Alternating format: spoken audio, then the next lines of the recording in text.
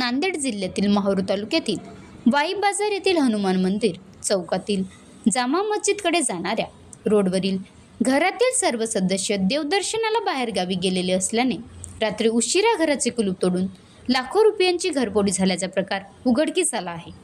नारायण उत्तरराव हे सहकुटुंब मागील 2 ते 3 दिवसापासून प्रयागराज येथील कुंभमेळ्यासाठी गेले होते।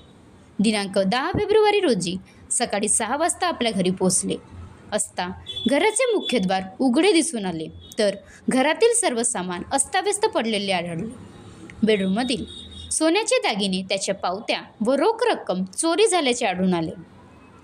नारायण उत्तरराव यांनी सिंदखेड पोलिसात तक्रार दिली असून सिंदखेड पोलीस ठाण्याचे सहाय्यक पोलीस निरीक्षक रमेश जाधवर यांनी जबरी घरफोडीचा गुन्हा दाखल केला असून घटनेचा पुढील तपास करीत आहेत।